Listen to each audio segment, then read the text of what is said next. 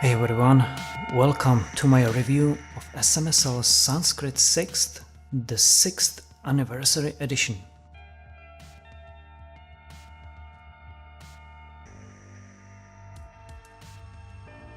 I believe every time we think about upgrading our current sound setup, we wonder how much do we need to spend to really hear the difference.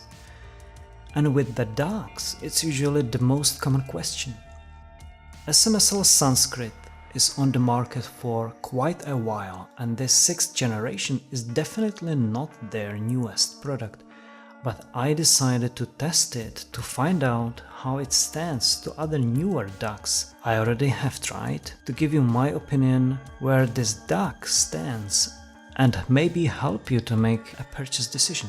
This DAC shares the same clean metal design with brushed aluminum housing as most products from SMSL, and gives you that kind of industrial rough feel and a simplicity which I personally like.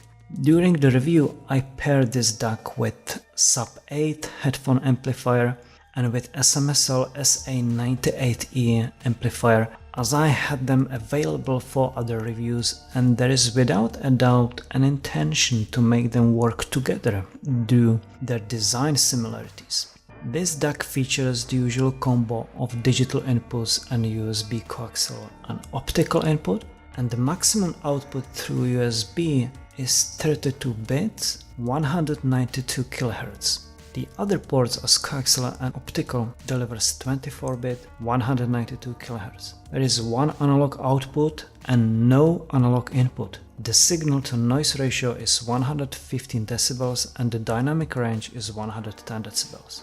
No native DSD playback. The DAC is powered by 9 volts 1.3 ampere power adapter made by SMSL, which always makes their own power adapters for their products.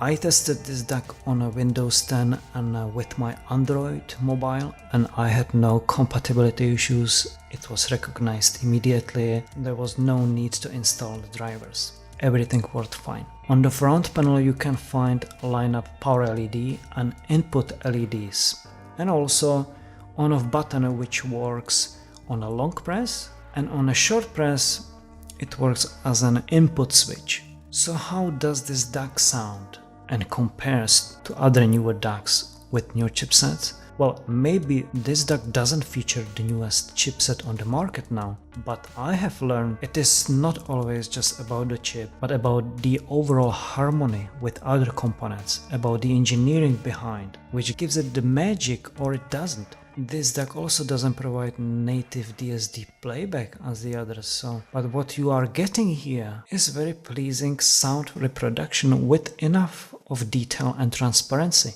The sound signature is more on the cold side, and sometimes it feels almost clinical, but it doesn't lack dynamics. I would not suggest to pair this DAC with some high sensitive headphones or speakers, but on the other side, with its sound signature, it gives a very clean feel and clarity, and it sounds quite balanced. So my opinion is, if you are looking for a solid DAC in $100 price range, which gives you a clean, detailed, decent quality output, this is a standard you should be looking for. If you are looking for an improvement of your onboard sound card or upgrading from, for example, SMSL M3 or some other similar products from Topping or other brands, you will definitely hear a pleasing difference in the transparency and clarity. Thank you for watching.